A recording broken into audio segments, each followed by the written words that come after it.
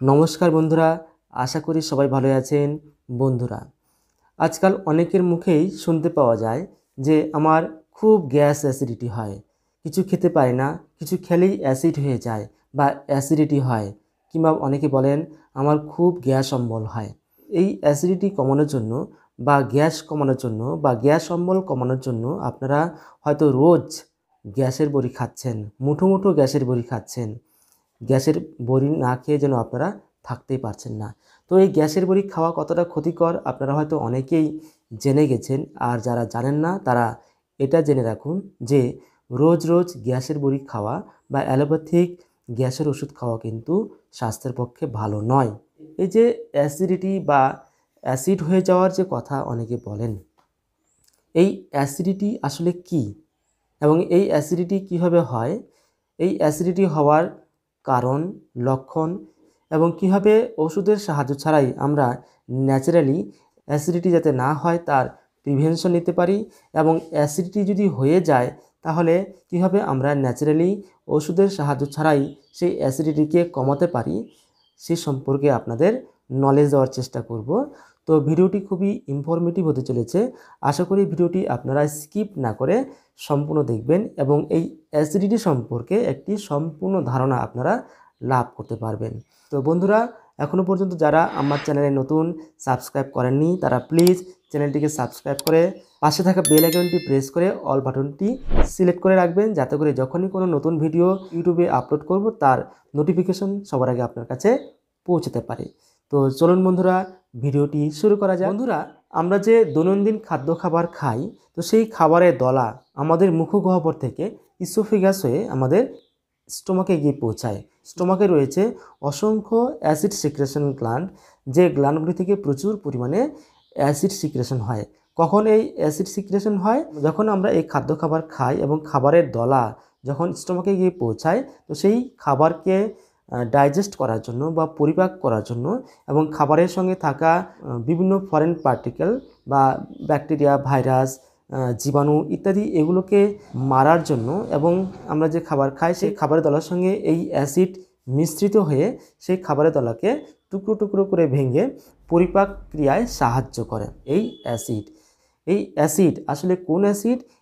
এই অ্যাসিড হচ্ছে আসলে হাইড্রোক্লোরিক অ্যাসিড, যেটা আমাদের স্টোমাকের লিনিংয়ে থাকা গ্ল্যান্ড থেকে, অ্যাসিড সিক্রেশন গ্ল্যান্ড থেকে নিঃসৃত হয়।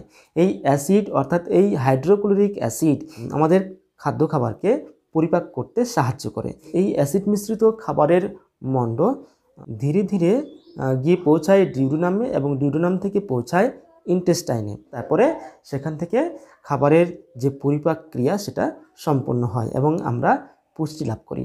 খাবারের এই পরিপাক ক্রিয়া চলাকালীন যদি এমন হয় যে স্টোমাকে প্রয়োজনের তুলনায় অতিরিক্ত পরিমাণে HCl নিঃসৃত হয় বা হাইড্রোক্লোরিক অ্যাসিড অতিরিক্ত পরিমাণে নিঃসৃত হয়, অথবা যদি খাবারের দলার সঙ্গে যদি HCl বা হাইড্রোক্লোরিক অ্যাসিড পরিপূর্ণভাবে সম্পূর্ণভাবে মিশ্রিত না হয়, তাহলে এই অ্যাসিড ধীরে ধীরে কি হয়, স্টোমাকের লিনিংয়ে প্রেশার ক্রিয়েট করে এবং এতে স্টোমাকে এক ধরনের বার্নিং সেন্সেশন বা ব্যথা অনুভূতি হয়।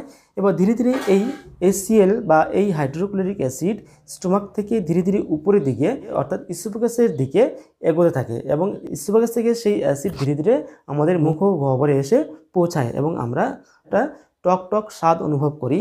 এবং যখন এই অ্যাসিড স্টোমাক থেকে ধীরে ধীরে উপরের দিকে উঠে অর্থাৎ ইসোফেগাস হয়ে মুখগহ্বরের দিকে এগিয়ে আসে, তখন গলা বুক জ্বলে যায়।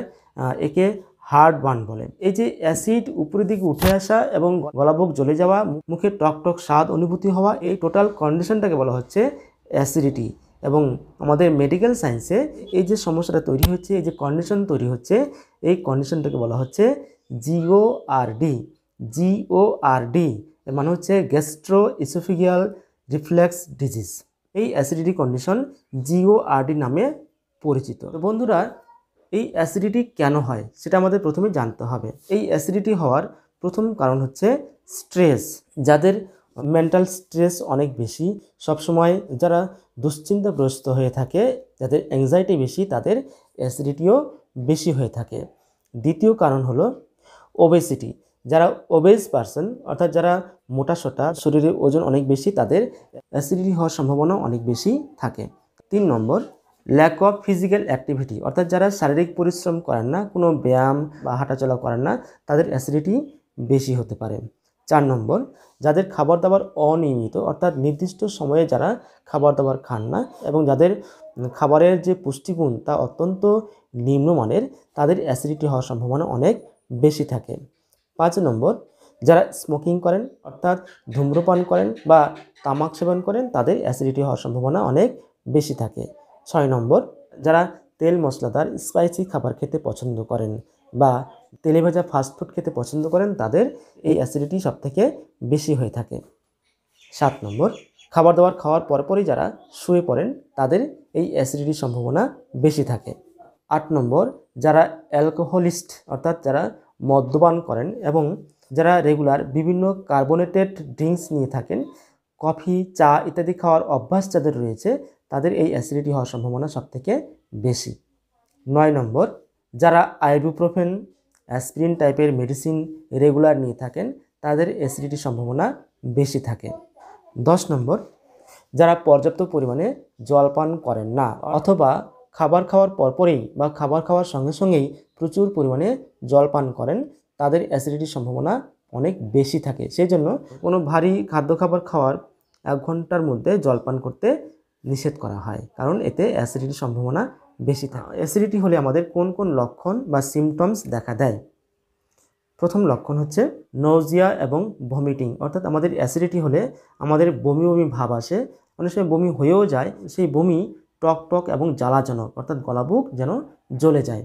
দ্বিতীয়ত, হার্ট বার্ন হয়, অর্থাৎ আমাদের গলাবুকে জ্বালা অনুভূতি হয়। যখন অ্যাসিডিটি হয় তখন আমাদের গলাবুকে জ্বালা অনুভূতি হয়, অর্থাৎ গলাবুক জ্বলতে থাকে। তৃতীয়ত, অ্যাসিডিটি হলে মুখে দুর্গন্ধ হয় এবং শ্বাস প্রশ্বাসেও এই দুর্গন্ধ আমরা অনুভব করি। চতুর্থত, ইনডাইজেশনের সমস্যা হয়, অর্থাৎ অ্যাসিডিটি হলে আমাদের হজমের গণ্ডগোল দেখা দেয়, অর্থাৎ খাদ্য খাবার সহজে হজম হতে চায় না। পঞ্চমত, অ্যাসিডিটি হলে আমাদের কনস্টিপেশন দেখা দেয়, অর্থাৎ কোষ্ঠকাঠিন্য দেখা দেয়, স্টুল পরিষ্কার হয় না। ষষ্ঠত, অ্যাসিডিটি হলে শরীর মনে একটা অস্থিরতা দেখা দেয়। 7 নম্বর, রিগার্গিটেশনের সমস্যা দেখা দেয়, অর্থাৎ যে খাদ্য খাবার খাওয়া হয় ঢেকুরের মাধ্যমে সেই খাবার যেন মুখে উঠে আসে, ঘন ঘন ঢেকুর হয় এবং ঢেকুরের সঙ্গে সঙ্গে গলাবুক জ্বলে যায়। 8 নম্বর, অ্যাসিডিটি হলে স্টোমাকে ইনফ্লামেশন হতে পারে, ইনফ্লামেশন হয়ে জ্বালা করতে পারে এবং ব্যথা করতে পারে। 9 নম্বর, স্টোমাক আলসার, দীর্ঘদিন থেকে অ্যাসিডিটির সমস্যা থাকলে স্টোমাকে আলসার দেখা দিতে পারে। 10 নম্বর, টক ঢেকুর ওঠে, মুখ টক হয়ে থাকে, এমনকি দাঁত পর্যন্ত টক হয়ে যায় অ্যাসিডিটি হলে। 11 নম্বর, অ্যাসিডিটি হলে খাদ্য খাবার গিলতে অসুবিধা হয়। 12 নম্বর, সিভিয়ার অ্যাসিডিটি হলে বা অ্যাসিডিটি যদি খুব বেশি হয় তাহলে পেটে এবং বুকে মারাত্মক ব্যথা হতে পারে, এমনকি হাসপাতালে পর্যন্ত যেতে হতে পারে। অ্যাসিডিটি হলে এই সিমটমসগুলি দেখা দিতে পারে। যখনই এই অ্যাসিডিটি সমস্যা দেখা দেয় তখন আপনারা সেই অ্যাসিডিটি কমানোর জন্য কোনো সার্টেন মেডিসিন আপনারা ব্যবহার করে থাকেন। দীর্ঘদিন এই অ্যাসিডিটি কমানোর জন্য বা গ্যাস কমানোর জন্য মেডিসিন ব্যবহার করলে তার মারাত্মক সাইড এফেক্ট হতে পারে। তো কোনো মেডিসিন ছাড়াই আমরা কীভাবে এই অ্যাসিডিটি হলে সেই অ্যাসিডিটিকে কীভাবে রিডিউস করতে পারি বা অ্যাসিডিটিকে তুরন্ত কমাতে পারি সে সম্পর্কে আমি আলোচনা করছি।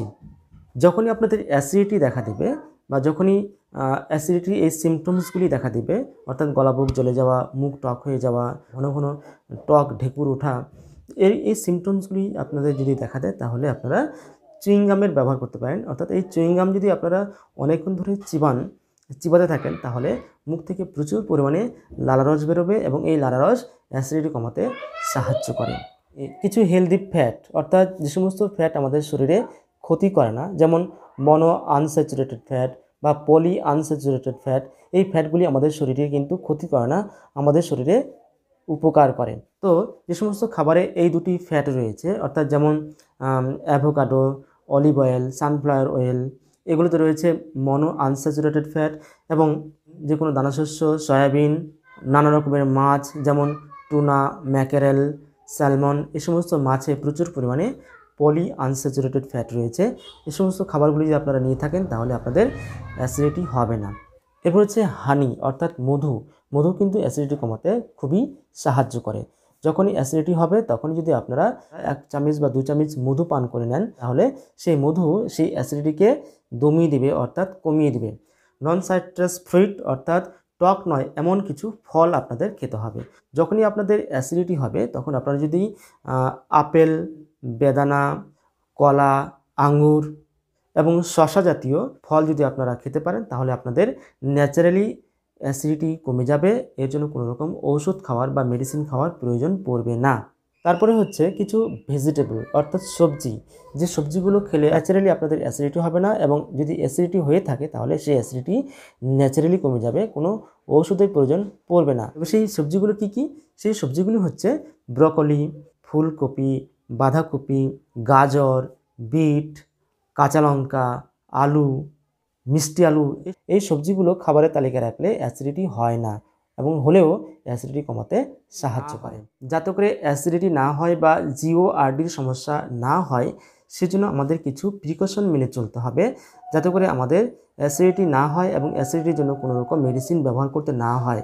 তো যারা দীর্ঘদিন থেকে অ্যাসিডিটিতে ভুগছেন, হার্ট বার্ন, গলা বুক জ্বালা ইত্যাদি সমস্যায় ভুগছেন, তারা কিছু প্রিকশন মেনে চলুন, তাহলে দেখবেন যে আপনাদের কোনো রকম মেডিসিন খাওয়ার প্রয়োজন পড়বে না এবং আপনারা ওভারঅল সুস্থ থাকতে পারবেন। কি কি সেই প্রিকশনগুলো?